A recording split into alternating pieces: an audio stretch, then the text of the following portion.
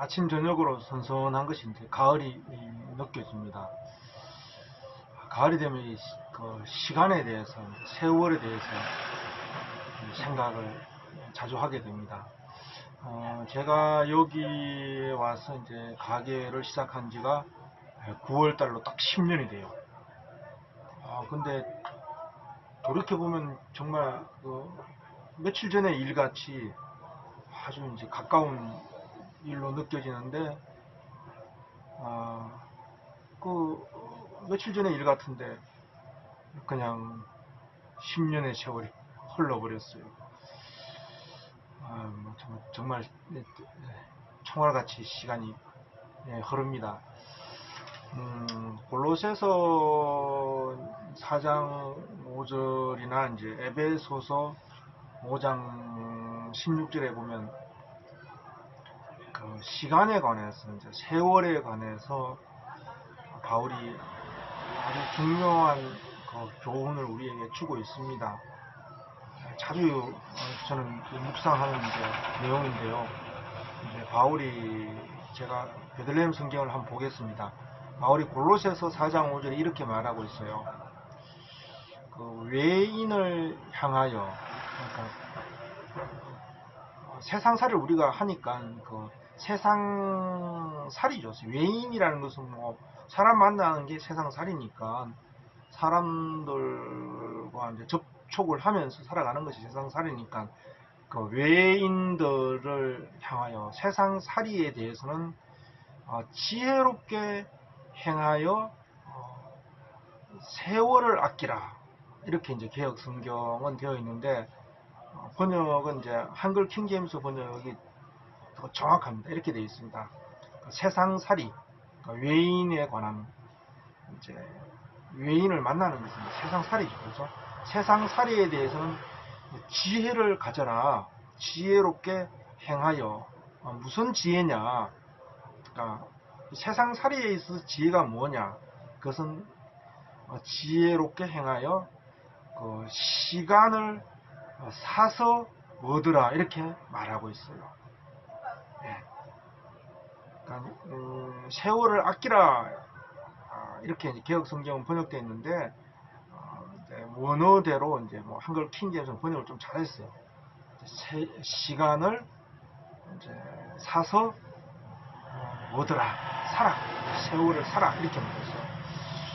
에베소서 5장 16절에도 이렇게 되어 있습니다.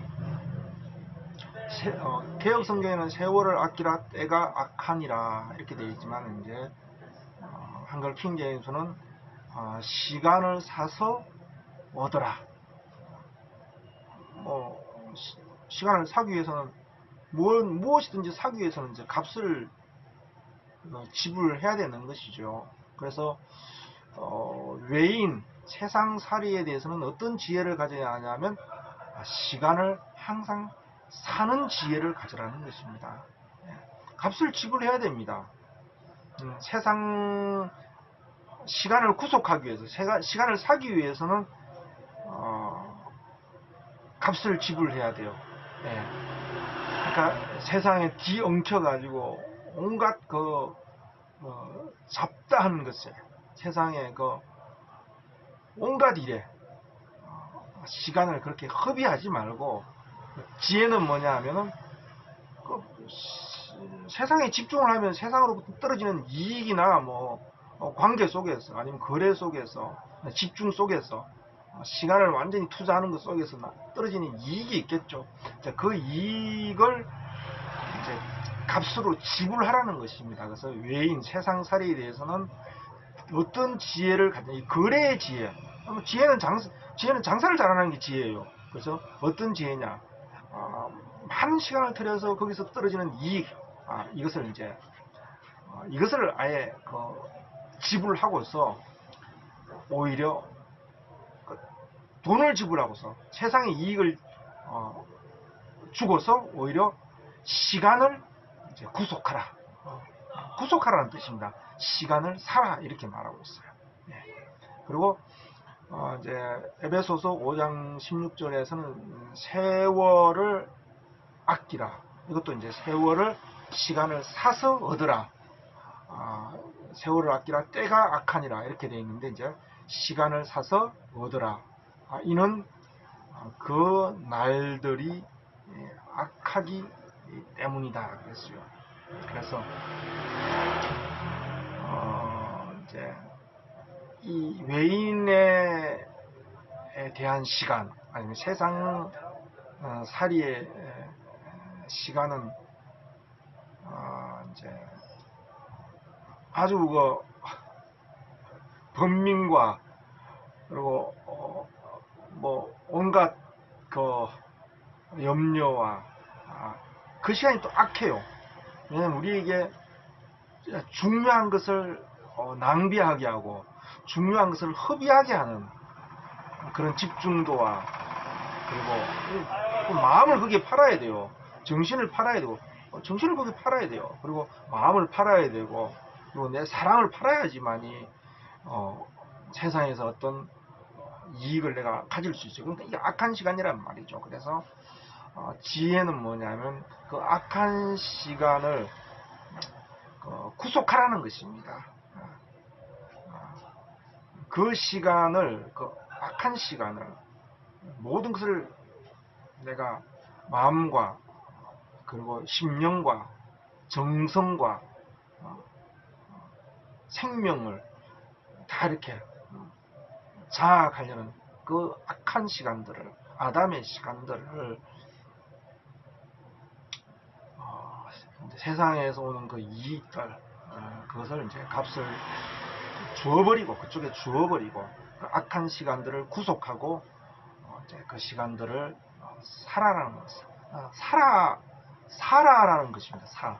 그것을 구매하라, 구입하라라는 말씀입니다. 우리가 세상에 대해서 그리고 우리의 모든 그 마음과 정성과 뜻을 다 빼앗아가는 그 악한 시간들을 우리가 세상의 이익들을 다 주어버리고 줄 수 있는 한 그죠? 줄 수 있는 한 아주 지혜롭게 줄 수 있는 한 주어버리고 우리가 그 시간을 우리가 사야 된다라는 것입니다. 우리는 그 시간을 이제 어떻게 사느냐 하면 바로 어차피 그 시간은 악한 시간은 외인을 향한 시간, 세상의 시간은 뭐냐면 흙에서 와서 흙으로 돌아가는 시간이에요. 그건 이제 그것에 대해서는 헛되고 헛되단 말이죠. 하나님은 왜 인간에게 이 하루라는 시간을 줬단 말이에요. 하루밖에 시간을 안 줬어요. 아침이 되고 그리고 저녁이 되면 모든 것이 그림자처럼 사라지잖아요. 어둠 속으로 어둠이 덮치면서 모든 것이 사라지잖아요. 이 하루의 시간을 주었단 말이죠. 이 하루의 시간을 하나님은 구속하라는 것입니다. 어떻게?